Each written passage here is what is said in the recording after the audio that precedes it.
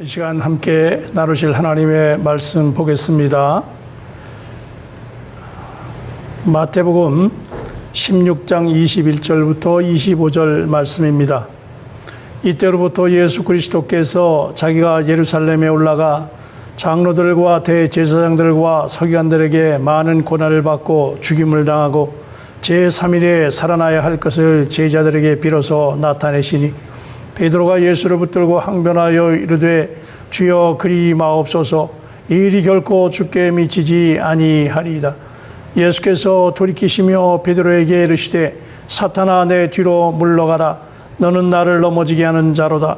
내가 하나님의 일을 생각하지 아니하고 도리어 사람의 일을 생각하는도다 하시고, 이에 예수께서 제자들에게 이르시되 누구든지 나를 따라오려거든 자기를 부인하고 자기 십자가를 지고 나를 따를 것이니라.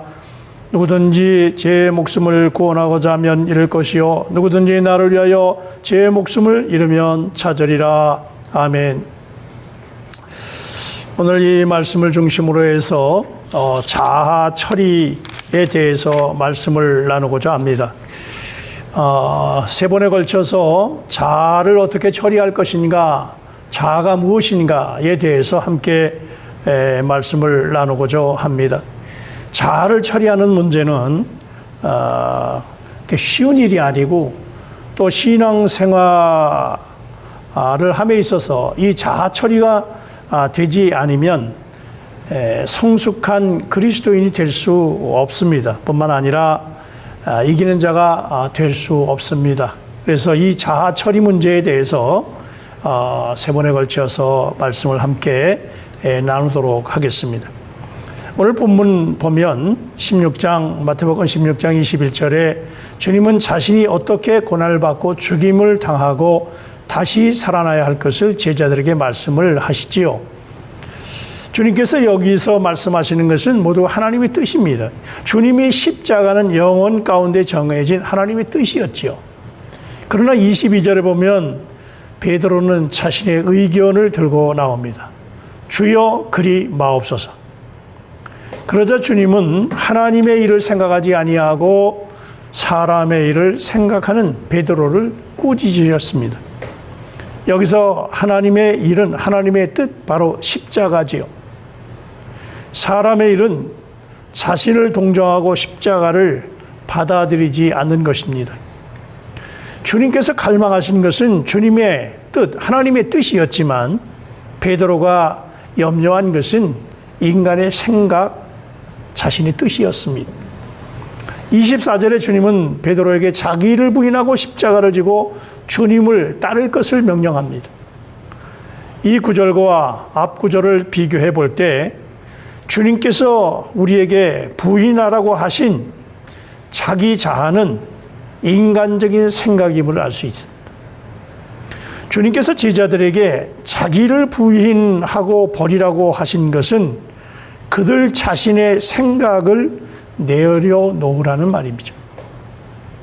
주님께서 제자들에게 십자가를 받아들이라고 하셨을 때에 이 말은 그들이 하나님의 생각, 곧 하나님의 뜻을 받아들여야 한다는 말씀입니다. 자신의 생각을 제쳐놓고 하나님의 뜻인 십자가를 받아들이라는 말씀입니다. 여기서 볼 때 자아는 인간적인 생각과 많은 관련이 있습니다.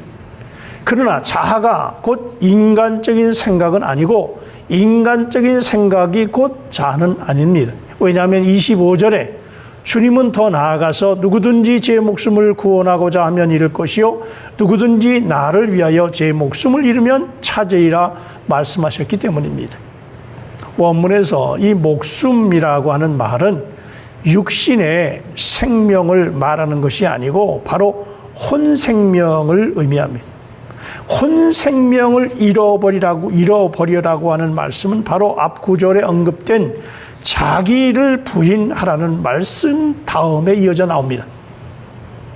이것은 자아가 바로 다음에 언급된 혼생명임을 나타내고 있는 것이지요.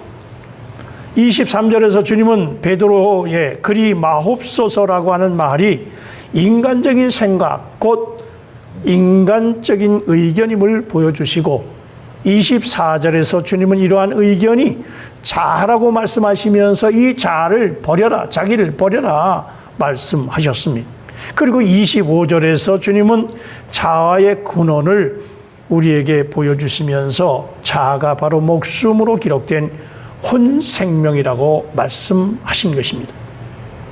혼생명이 죽음에 넘겨졌다면 자기를 부인했기 때문에 더 이상 인간의 의견이 없을 것이지요. 24절에서 의견에 대해서 말하고 24절은 자아에 대해 말하고 25절은 혼생명에 대해서 말씀하고 있습니다. 구절마다 하나의 문제를 단계적으로 아주 분명하게 언급하십니다.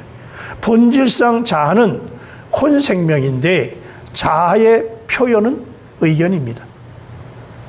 하나님이 육신을 입고 이 땅에 오셨는데 그분이 바로 예수님이고 우리가 예수님을 만나려고 할 때 실제로 우리가 접촉하게 되는 분은 바로 성령님입니다. 하나님이 육신을 입고 이 땅에 오셨는데 그분이 바로 예수님이고 우리가 예수님을 만나려고 할 때 실제로 우리가 접촉하게 되는 분이 성령님이다. 다시 한번 말씀드리는 것입니다. 마찬가지로 표현된 혼생명이 자아이고 자아도 인간의 의견과 인간의 관점의 형태로 사람 앞에 표현되는데 결국 사람이 접하고 느끼게 되는 것은 인간의 의견입니다. 우리가 성령을 접할 때 만나게 되는 것이 주님이듯이 인간의 관점과 의견을 들으면서 우리는 그 사람의 됨됨이를 알게 되고 그 사람의 혼생명을 만나게 되는 것입니다. 어떤 사람이 자기 의견을 내놓을 때 그것이 죄도 아니고 세상도 아니고 육신도 아니지만 그렇다고 해서 하나님의 뜻도 아닌 것, 그것은 바로 그 사람의 자아가 표현된 것입니다. 자아가 의견의 형태로 자신을 표현하고 있기 때문입니다. 욥기에서 3장부터 37장까지 인간의 말과 의견들이 기록되어 있습니다. 이 35장에 달하는 긴 장을 통해서 욥과 그 세 친구와 나중에는 엘리후까지 더해져 대화를 하고 논쟁하고 계속 자신들의 의견을 제시하고 있습니다. 그들이 자신들을 다 표현하자 하나님께서 임하셔서 그들을 꾸짖지요. 무지한 말로 이치를 어둡게 하는 자가 누구냐? 욥이 빚비춤을 받은 다음에 42장 3절부터 6절까지 말합니다. 무지한 말로 이치를 가리우는 자가 누구리까? 나는 깨닫지도 못한 말을 하였고 스스로 알 수도 없고 헤아리기도 어려운 말을 하였나이다. 내가 말하겠사오니 주는 들으시고 내가 주께 묻겠사오니 주여 내게 알게 하옵소서. 내가 주께 대하여 귀로 듣기만 하였사오나 이제는 눈으로 주를 배웁나이다. 그러므로 내가 스스로 거두어 드리고 티끌과 죄 가운데에 회개하나이다. 욥의 의견은 자신이 혐오하는 자아이고 그의 의견이 자기 자아를 표현한 것입니다. 온 성경 가운데 가장 말을 많이 한 사람이 누굽니까? 욥입니다. 하나님은 환경으로 욥을 고통받게 하시고 욥의 네 친구로 욥을 둘러싸게 하셨습니다. 이렇게 하자 욥은 안에 있던 모든 말을 다 토로하게 됐습니다. 욥은 자기 자신의 의견과 관념을 가지고 다른 이의 관점에 굴복하지 않았습니다. 욥에게 있어서 어려움은 죄나 세상이나 양심이 아니었습니다. 욥의 어려움은 자신의 자아였습니다. 부서지지 않는 자아가 하나님을 알지 못하게 하는 문제거리였다는 것입니다. 오늘날 교회 안에 있는 사람들도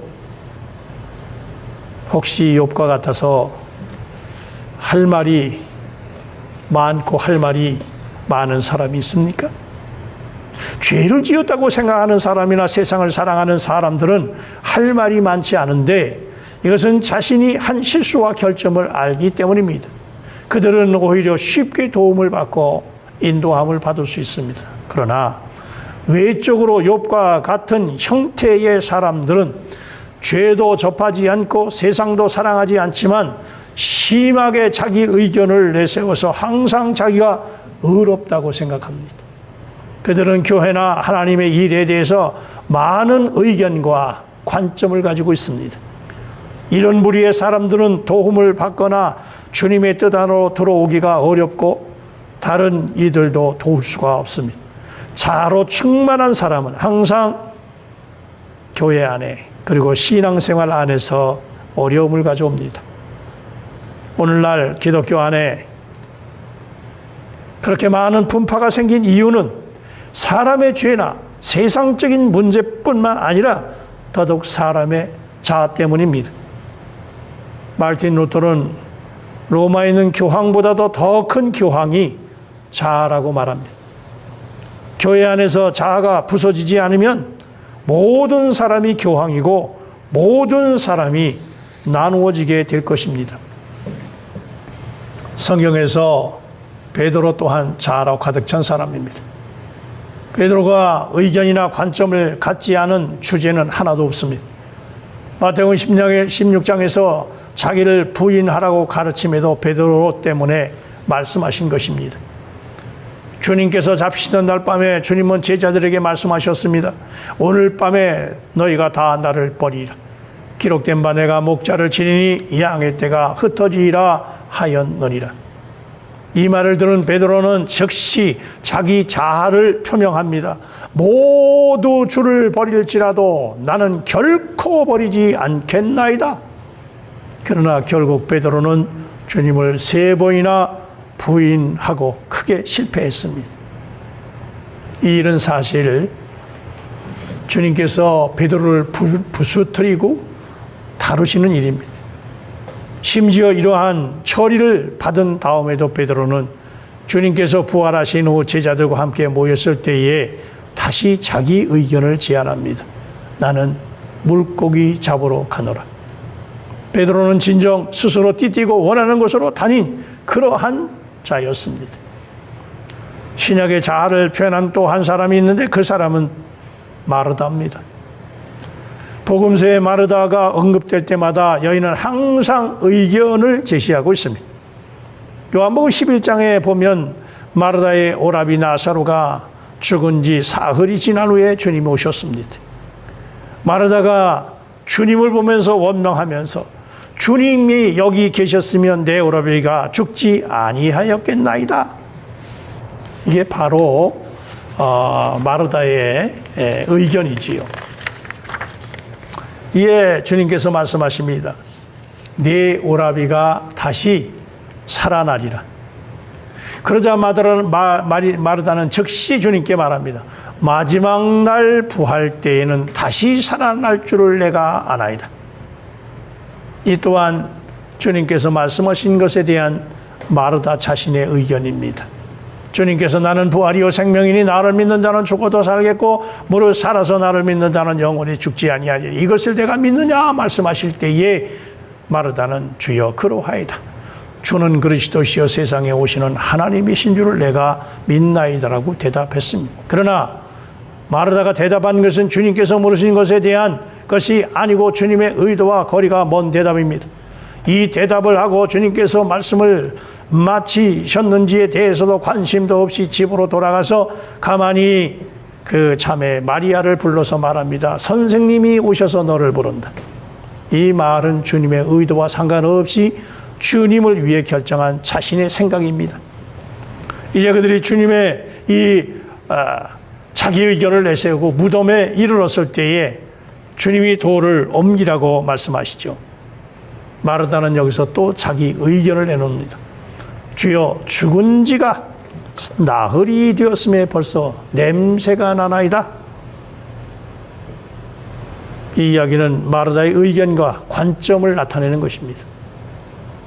죽었는데 주님이 뭘 하시겠다는 겁니까? 대단히 많은 의견을 가지고 있었고 그 의견을 볼 때 마르다는 자아가 아주 강했음을 알 수 있습니다.